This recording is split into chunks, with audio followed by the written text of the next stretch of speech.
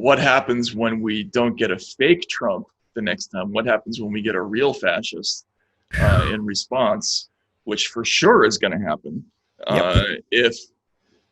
if things continue in a certain direction, right? Because if Trump, for all of his faults, and you could list them from now until tomorrow, he's everything that a lot of people have said about him. His personality is sufficiently disorganized and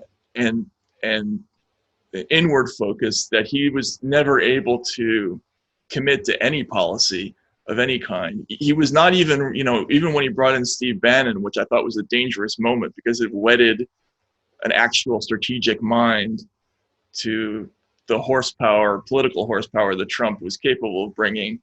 He just couldn't get along with that person for very long. Trump is he's so profoundly insecure in his relationships that he can't have any for any extended period of time. So it prevented him from doing a lot of the dangerous things that people predicted that he would do. But there's going to come a time when someone is going to try to get elected using the same formula that Trump used, but is going to be not a dummy and not a narcissistic, sort of psychologically disabled person. And, that's going to be a serious problem, right? Because there's all those people who are buying guns for the first time, they're going to be receptive to the message that comes from, the face in the crowd, Andy Griffith figure, who's inevitably going to rise from all this. Oh, I exactly agree with this analysis that as troubling as Trump is, the fact that, he's a narcissist or the equivalent actually limits the damage, right? Because, his objective function is not to turn us into something else. He's not an organic fascist. He's selfish. Right. And so, yeah, this is coming. And it's like somehow we're having this incredibly foolish argument where people see that they don't want Trump. And of course, they are blinded by it. And, Trump derangement syndrome is real, right? And it is the entire argument for the Democratic Party winning at this point. It's not a good argument, but it's like quitting smoking, right? The argument against quitting smoking cannot be it's very, very hard to quit smoking because it's going to get harder, right? Right. Yeah. So, right, if Trump is the focus, it's the only thing you can see, then the answer is, well, now is the time we have to break out of this duopoly nonsense because the next time it's going to be way worse. It's going to be the thing you said it was this time that it didn't turn out to be. Right. Yeah, absolutely. Yeah. And if I could nerd out on the coverage of Trump for a minute, because this has bothered me a lot ever since he got elected. The storyline about Trump should have been the extraordinary black comedy that happened in 2016. Like, here was a guy who basically was not trying to win, who was running for a variety of reasons that were preposterous on multiple levels, who was actively sabotaging himself multiple times throughout the campaign, and yet he wins anyway, right? Like, in other words, he's trying to lose, but America does not let him lose. Mm-hmm. And rather than focus on, my God, how could that possibly have happened? What profound structural flaws in our system, what could possibly have disenchanted people so much that they would even override Trump's natural self-destructive urges to put him in office? Nobody did that analysis. They immediately went for this other thing, which was to portray Trump as something that he wasn't, which was this sort of otherworldly Hitlerian existential threat who was, any minute now going to be putting us all in concentration camps or surrendering us to Russia, which created this air of unreality around everything. And I think like all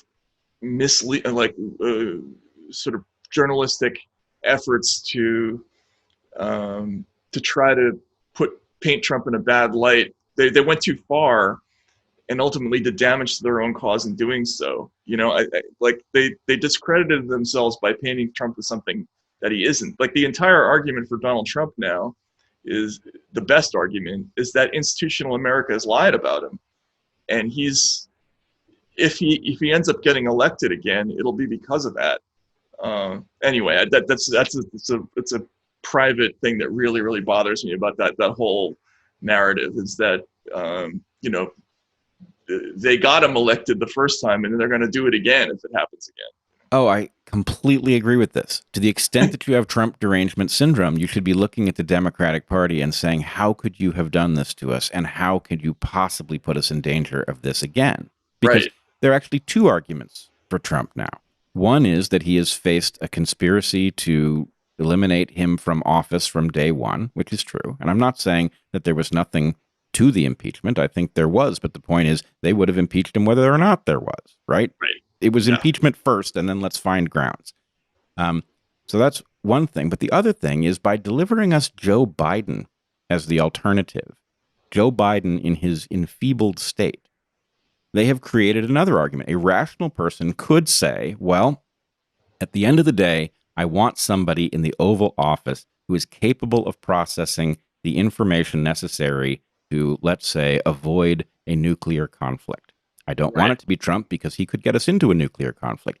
On the other hand, Joe Biden 2 years from now, as compared to Donald Trump 2 years from now, who is going to be more capable of integrating information, I can't say that I think it's Joe Biden.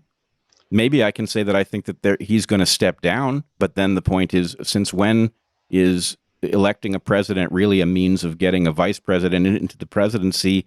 This is party rule. So Right. I think that, I'm certainly not voting for Trump. I'm also not voting for Biden, but I can see now the Democrats have created arguments for voting for Trump, and that ought to tell us something is way off. Yeah. I think you're exactly right. If the pandemic hadn't happened, I would be betting a lot of money on Trump to win. Oh yeah. His inability to deal with this well, all of his worst qualities have come out here, and so that they're going to make the argument that Joe Biden is basically a corpse, and we all understand that, and that's why we're not going to put him on television at all if we can avoid it. But we're really electing the people behind him, and those people are going to be relatively sane, which is going to be a new thing for this country. At least for going back 4 years. So they're going to make that argument, but for a lot of people, for a lot of voters, they don't think that many levels down. They look at what the images they see on television, and Biden next to Trump, it doesn't look great, to the ordinary voter. So you're right. It's very frustrating that they've created this condition again. Yeah.